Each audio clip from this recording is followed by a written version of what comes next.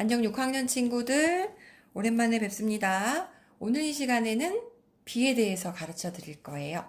선생님이 뭐 한 두 번, 한 네 번에 걸쳐서 영상을 순차적으로 올릴 텐데요. 처음에는 오늘은 비와 비율, 그 다음에 다음 시간에는 백분율, 그리고 그 다음 시간에는 비례식과 비례배분, 그리고 원주율까지 선생님이 쭉 훑어서 수업을 할 거예요. 비와 비율은 이미 배웠어요. 우리 6학년 친구들 같은 경우는. 하지만 우리가 백분율 갔을 때 이 응용 문제에서 굉장히 어렵죠. 소금물 농도 나오고 막 이런 거 막 할인율 나오고 이자율 나오고 그리고 2학기 때 가서 배우게 될 비례식과 비례배분까지 이어지고 심지어 원의 넓이를 구하기 위한 원주율 공식에서까지 이 비와 비율이 개념이 다 쓰이기 때문에 너무나 중요해서 선생님이 복습한다라는 차원에서 비와 비율부터 한번 수업을 해 드릴 거예요. 자, 다 배웠으니까. 하지만 아직까지 안 배운 5학년 친구들도 사실 도움이 될 수 있겠죠? 자, 그렇다면 오늘 이 시간 수업의 비와 비율에서 도대체 비란 무엇인가 굉장히 많이 들었을 거예요. 비. 자, 비는 비교하다의 비예요. 비교하다의 비. 비교를 하려면 나 혼자서는 비교가 안 돼요. 상대방이 있어야 돼요. 자, 우리가 뭐 축구 경기에서 5대2로 이겼다.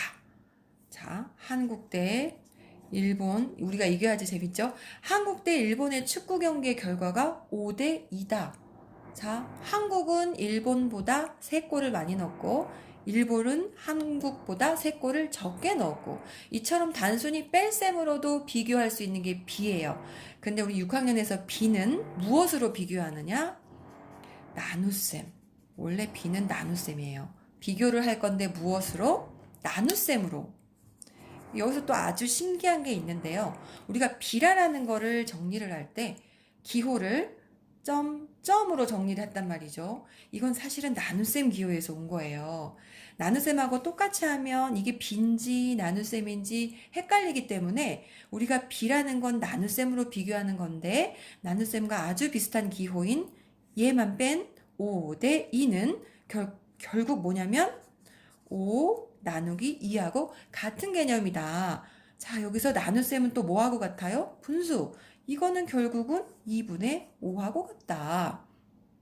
여기까지 이어지는 개념이에요. 자, 비는 비교하는 거고 무엇으로? 나눗셈으로. 기호는 나눗셈과 아주 비슷한 점점. 그래서 5대2를 분수로 나타내면 2분의 5. 사실 이게 바로 뭐라 그러냐면 조금 이따 설명하려고 그랬는데 비율. 자, 5대2는 그냥 몇 대 몇 비. 그것을 얼마나 큰가로 크기로 나타내는 게 바로 비율.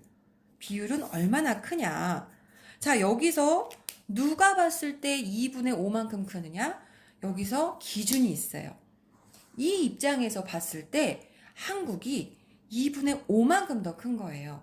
그래서 여기서 기준은 2가 돼요.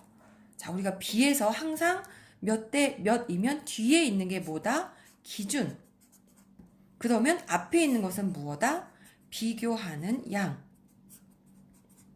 그래서 이거를 한글로 비를 읽어보면 비교하는 양 대 기준. 그래서 기준의 입장에서 봤을 때 한국은 얼만큼 크냐? 2분의 5만큼 커요. 그렇다면 일본 대 한국으로 바꿔볼게요. 2대 5. 자, 일본, 한국. 여기서는 기준이 누구로 바뀌었어요? 한국. 한국의 입장에서 봤을 때 일본은 얼마큼 골을 넣었느냐? 이것은 2 나누기 5와 같고 비율로 나타내면 5분의 2. 숫자가 작아졌죠. 5분의 2. 한국 입장에서 봤을 때는 일본이 작아요. 적어요. 숫자가 얼만큼? 5분의 2만큼. 이해됐을까요? 아주 간단하죠? 비와 비율, 즉 다시 한번 설명하면 비는 비교하는 거, 빼기로도 비교할 수 있지만 우리는 무엇으로? 나눗셈으로. 기호도 나눗셈 기호 거의 비슷한 기호를 씁니다.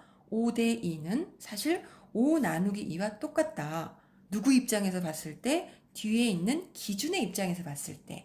그래서 여기는 분모는 바로 기준이 됩니다. 자, 똑같이 한국 대 일본이지만 일본 대 한국으로 비를 바꾸면 기준이 바뀌어요. 기준이 누가 돼요? 한국이 돼요. 그래서 한국 입장에서 봤을 때, 즉 다시 나눗셈으로 나타내면 2 나누기 5가 되고 한국의 입장에서 봤을 때 일본이 골을 넣은 크기는 5분의 2밖에 안 된다는 거예요. 이해됐어요? B는 단순히 몇 대 몇. 비율은 얼마나 큰지 크기로 나타내는 거. 크기로 나타내려고 하니까 나눗셈하고 분수. 자, 그렇다면 비율에 대한 예제 문제를 오늘 마지막으로 풀고 마무리하겠습니다. 예제 문제예요. 9인승 차에는 8명이 탔고 16인승 차에는 12명이 탔을 때 차의 정원에 대한 사람 수의 비율을 구하고 어느 차의 사람들이 더 넓다고 느꼈을지 말하시오. 자, 이런 이 문제는 사실 센 수학의 상 정도 되는 문제입니다. 풀어본 친구들도 있으실 테고 안 풀어본 친구들도 있을 거예요. 자, 그렇다면 여기서 무엇을 구하라 그랬어요? 비율. 어떤 비율? 차의 정원에 대한 사람 수의 비율. 자, 차의 정원에 대한. 그렇다면 누가 기준이 돼요? 차의 정원이 기준이 돼요. 그리고 사람 수는 뭐가 돼요? 비교하는 양. 자, 그렇다면 우리가 몇 대 몇이라고 할 때 기준이 어느 쪽에 와요? 오른쪽에. 그리고 분수로 나타낼 때는 어떻게 해요? 엄마분의 아들. 비교하는 거가 기준.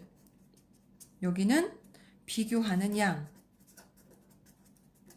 그렇다면 차의 정원에 대한 9인승 차의 정원은 몇 명? 9명. 자, 기준이 9명. 그 중에서 탄 사람은 몇 명? 8명. 그래서 8명. 자, 그래서 9인승 차의 비율은 무엇이냐? 9분의 8. 그렇다면 16인승 차의 비율은 16인승 차에 대한 차의 정원에 대한 16이 B의 오른쪽에 옵니다. 그 다음에 탄 사람의 수는 12명. 요 그대로 나누기라고 생각을 하니까 분수로 나타내면 16분의 12. 즉 비율이 16분의 12.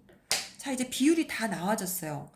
여기까지만 구하면 상 문제가 아니겠죠. 자, 그렇다면 9인승 차의 비율은 9분의 8, 16인승 차의 비율은 16분의 12. 이제 수가 큰 것이 사람들이 넓다고 느꼈을까? 이 수가 작은 게 넓다고 느꼈을까? 일단 9분의 8은 기하분수로 더 간단하게 할 수가 없지만 16분의 12는 더 우리가 간단하게 나타낼 수가 있어요. 그러면 4, 3, 12, 4, 4, 16, 4분의 3이죠. 자, 9분의 8이 클까요? 4분의 3이 클까요? 통분을 해야 알겠죠. 뭘로 통분할까요? 36으로 통분해 볼까요? 30이고 얘는 27이에요. 맞죠? 그렇다면 어떤 분수가 더 커요? 36분의 32. 즉 9인승 차의 비율이 더 커요.